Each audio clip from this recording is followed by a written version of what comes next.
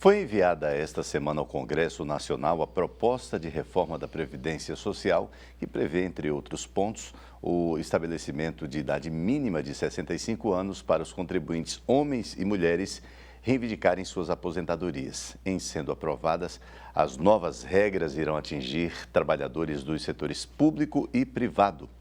Para entendermos os prós e os contras dessa proposta, iremos conversar agora com Zé Palmeira, juiz do trabalho. Boa noite, juiz. Seja bem-vindo aqui ao TVU Notícias.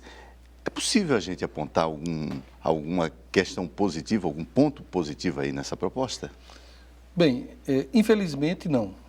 Primeiro porque a proposta apresentada pelo governo não foi objeto de um debate democrático com a população e também o governo que está apresentando a proposta não apresenta uma legitimidade, até pelo direito de sufrágio mesmo, em relação a essa proposta. É uma proposta impopular e extremamente danosa para a inclusão previdenciária, principalmente para um país que ainda estava num processo de redução das desigualdades e também de redução da injustiça social, que ainda é patente e elevada no país. O governo coloca aí tem como argumento que a Previdência está quebrada e se não tomar essas decisões agora, no futuro, as pessoas não vão mais poder se aposentar, a Previdência não vai ter mais como pagar. Isso é fato?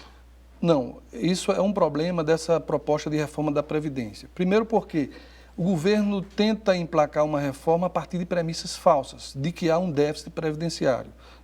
E é uma cantilena antiga. Se nós pegarmos aí desde da década de 80, se vem dizendo que a Previdência tem déficit. Na realidade, a premissa do governo para dizer que a Previdência tem déficit é porque ele leva em consideração tão somente as contribuições sobre a folha de salário. Mas, segundo a Constituição de 88, o orçamento da Previdência Social deve ser levado em consideração como verbas da Seguridade Social. Então, as receitas da Seguridade, elas servem também para a Previdência, como contribuição social sobre o lucro líquido, imposto de importação, o que se arrecada com os concursos de prognósticos. Então, há um leque de receitas que estão sendo desconsideradas, além do que a Previdência ela sofre hoje com a DRU, que é uma desvinculação de receita da União, em que o governo retira 30% de todas as contribuições sociais para outros fins. Registre-se ainda que nós temos uma desoneração elevadíssima em matéria de previdência social, ou seja, empresas que são beneficiadas com renúncias fiscais, empresas que são beneficiadas com renegociação de dívida e também aquelas empresas que têm dívidas e que não são cobradas. A taxa, os refis da vida. Isso, com o refis que está saindo agora, um refis 3, um programa de recuperação fiscal da dívida, e também a questão da cobrança da dívida. A Previdência Social só cobra 0,32% da sua dívida, ou seja, isso demonstra que há um número enorme de inadimplência consentida e por isso que não é correto se falar que há um déficit quando se tem todas essas alternativas. A gente pode, a partir desse princípio, entender que essa reforma busca a privatização da Previdência? Sim. No Brasil, nós já tivemos mais de 10 reformas. A primeira reforma foi na década de 30, com a transformação das caixas de pensão e aposentadoria em institutos de previdência. Tivemos reformas na década de 60, com a consolidação da legislação da Previdência Social, mas foram todas reformas paramétricas, ou seja, são reformas tópicas que visavam aperfeiçoar o sistema. Essa reforma não é paramétrica, é uma reforma estrutural, ou seja, é uma reforma que tende a tornar, antes de privatizar a Previdência, tende a tornar a Previdência privatizável. Ou seja, ela tende a desestimular, a criar a percepção na população de que é desinteressante esse sistema de previdência e aí migrar para um sistema de capitalização, que é um sistema baseado na administração dos fundos de pensão, que vão, de certo modo, aplicar esses recursos dos segurados no mercado financeiro. Em algum país isso já foi implementado, deu certo?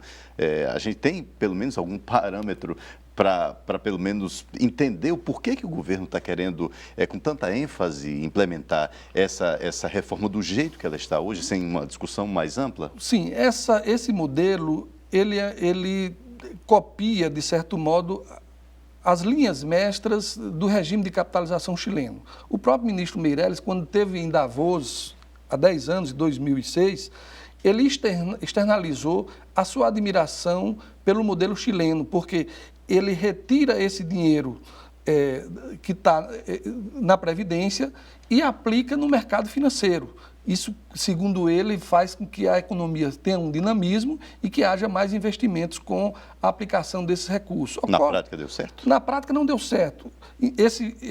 O que há de similar no modelo chileno é que ele foi implantado por um ditador, Pinochet, porque jamais pelas urnas ele conseguiria emplacar um projeto de previdência. E lá o que acontece? Hoje as aposentadorias no Chile, elas são em média hoje, em moeda nacional aqui, o equivalente a R$270. Então, já houve 2 reformas da Previdência e o que é que acontece no Chile hoje? As pessoas que têm uma aposentadoria, né, elas têm que ir para o Estado para pedir uma complementação do benefício assistencial.